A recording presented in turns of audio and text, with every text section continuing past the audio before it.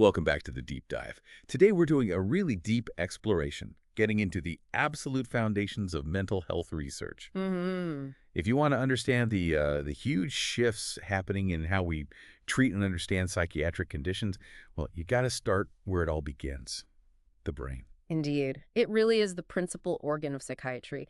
And for this session, we're leaning on a pretty serious source. Yeah. It's the opening chapter of the neurosciences, section chapter 1.1, the neuroscience of psychiatry. This is written by Dr. John H. Crystal from the 11th edition of Kaplan and Sadock's comprehensive textbook of psychiatry. Okay, a heavyweight source. Yeah.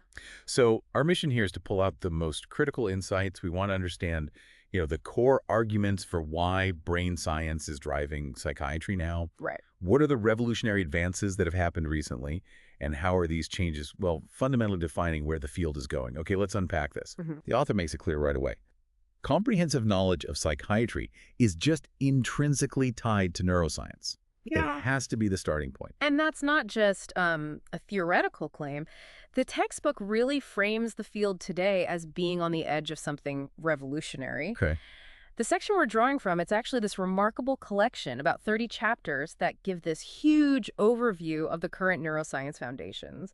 But the key insight is what this collection represents. Which is? It signals the first sort of tangible indications that explanatory science is emerging within psychiatry. This is a big shift. Explanatory science. Oh, Yeah. Okay, what does that mean compared to what came before? Well, for decades, the field was largely descriptive. We categorize symptoms, we observe patterns, we put labels on conditions. Think of it like drawing a really detailed map of a jungle. You know where things are, roughly. Right, you see the symptoms, you group them. Exactly. But now explanatory science means we're moving beyond just the map. We're trying to understand the causal chain. Okay, the why. The why. We want to define conditions not just by the outward symptoms, but by the underlying biological mechanisms. So, maybe genetic mutation X leads to a problem in circuit Y, which then shows up as symptom Z. That sounds like a much deeper level of understanding. It is. This is the grounding in biology that the field has really been striving for. So that's a huge conceptual leap. Yeah. What actually made this happen? Why now? What's driving this shift from descriptive to explanatory? The source points to two main drivers really working together. First, it's the application of these truly transformative technologies. Some almost sound like science fiction. Okay. And second, it's the maturation of key intellectual fields.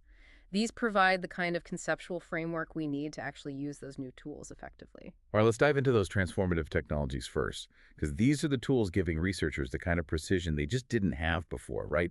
To study these brain behavior links. I mean, you look at the last decade or so, we hear names like optogenetics, CRISPR. We throw these names around, but their impact is genuinely revolutionary, isn't it? Oh, absolutely. The shift isn't just about observing things anymore. It's about causal inference, making connections. Causal inference, okay. Take optogenetics. It's a method that lets scientists control specific genetically modified neurons using light. Light. Yeah, light. Think of it like installing a tiny light switch on just one type of brain cell. Wow. So you could literally turn a behavior, maybe in a lab animal, on and off with light. Precisely. You shine the light, the specific circuit activates, and you see the behavior. Turn the light off, the behavior stops. That's a direct causal test. You're seeing if that circuit causes that behavior. Okay, that's incredibly powerful. It is. And then you have DREADDs, which stands for designer receptors, exclusively activated by designer drugs. DREADDs. Okay, sounds like something out of a spy movie, like you said. Yeah, a little.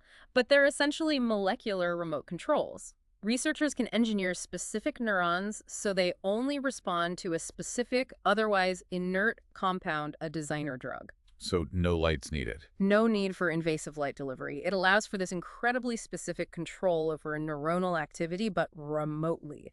It's targeted, precise chemical control over the brain's wiring. That's amazing. And then, of course, there's the really famous one, CRISPR, the gene editing tool. Right. CRISPR has just revolutionized research. It lets scientists make almost surgical edits to the genome with remarkable speed and accuracy. And how does that fit into this explanatory science idea? Well, it's fundamental because it allows researchers to actually model the precise genetic mutations found in patients, those rare gene variants we'll probably talk about later, and then study their impact directly in model systems like cell cultures or animals. So you can create the specific genetic change you see in a human condition and then watch what happens. Exactly. These three technologies, optogenetics, DREADS, CRISPR, they give us the precision to ask, and actually start answering, questions about the how.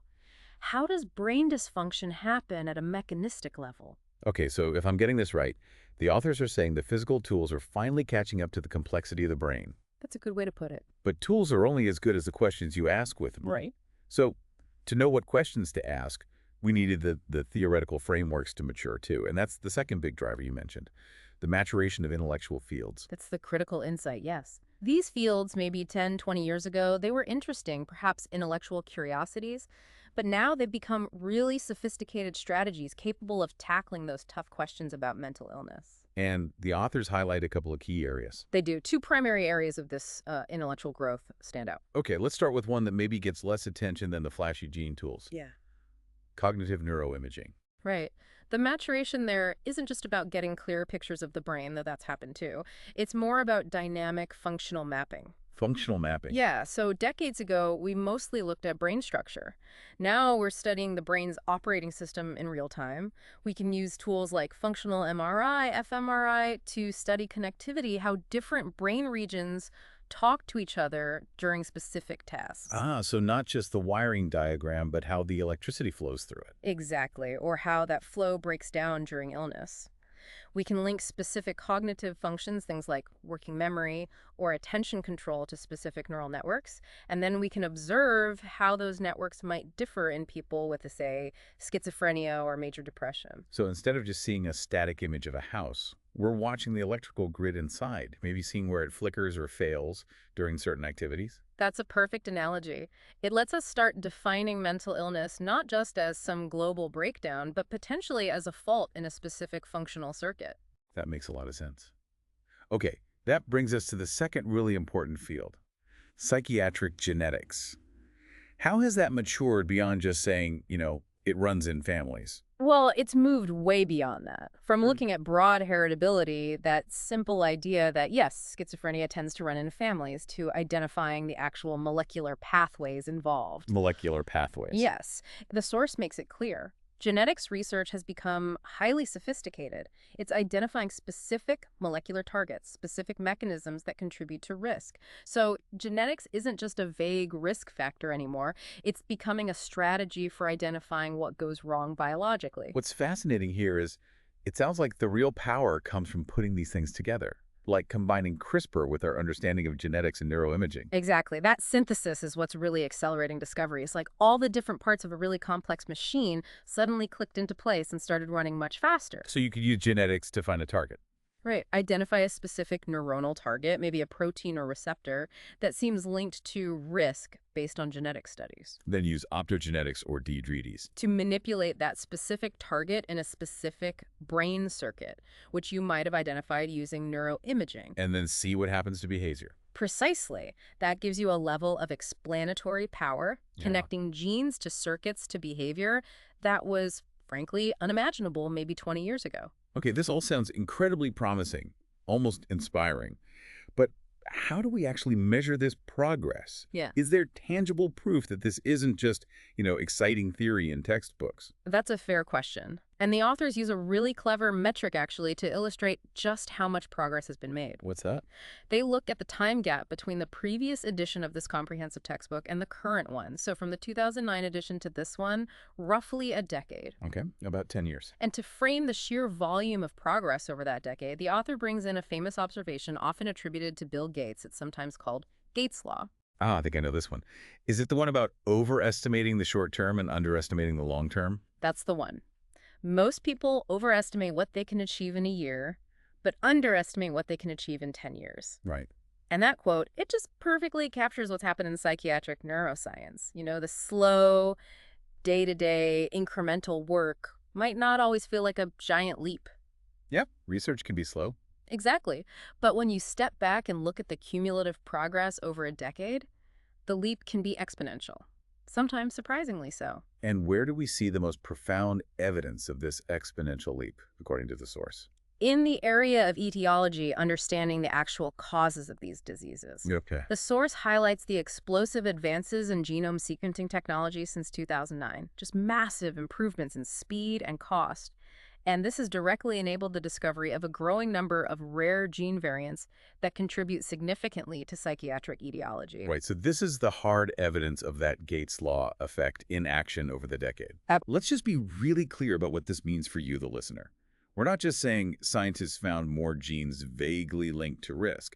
We're talking about isolating specific, often rare, genetic variations that confer a high risk for complex conditions like schizophrenia or autism spectrum disorder. Yes. And if we connect this back to the bigger picture, So, this is where that goal of explanatory science really starts to feel concrete. how so? Because these specific rare variants, they act like keys. They can potentially help us define subtypes of mental illnesses, not based on just shared overlapping symptoms, which is like, classifying two totally different mechanical failures simply as the car won't start. Right, very blunt instrument. Very blunt. Instead, we could start defining subtypes based on their distinct molecular and genetic causes. This is what starts to pave the way towards precision medicine in psychiatry. Precision medicine, tailoring treatments based on the underlying biology. Exactly.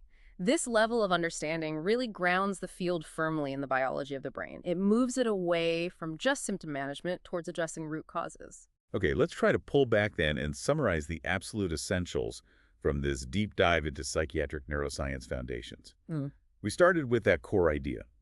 The brain is the key organ. The principal organ. And the big goal is shifting from just describing problems to actually explaining them scientifically. Right. And that major shift is being powered by essentially two main catalysts working together. First, those revolutionary tools we talked about, optogenetics, CRISPR. The ones that give researchers incredible precision and the ability to test cause and effect. Exactly, causal hypotheses. And second, the maturation of the intellectual fields themselves, like dynamic cognitive neuroimaging and much more sophisticated psychiatric genetics. To provide the powerful frameworks, the maps, needed to actually use those tools effectively. And finally, the measurable impact of all this, which is really well illustrated by that Gates law idea. Showing that massive, maybe underestimated exponential leap over the last decade, especially in discovering those rare gene variants that point toward the distinct causes of mental illnesses. That's right. These developments, taken together, they are truly defining the future of the field. It's a very exciting time scientifically. And as the author of this chapter advises, these foundational concepts really do bear careful reading because they're setting the trajectory for mental health care itself. They really are. Which I guess leads us to a final thought for you to maybe chew on. If Gates' law holds true, and we tend to underestimate what can happen in 10 years, considering the speed of these new technologies like CRISPR, like optogenetics, and the AI that's probably going to accelerate analysis, what do you think will be the single most transformative, maybe even unexpected discovery in psychiatric neuroscience in the next 10 years? That's a great question to ponder. Something to think about until next time. Thank you so much for joining us for this deep dive into the neuroscience of psychiatry.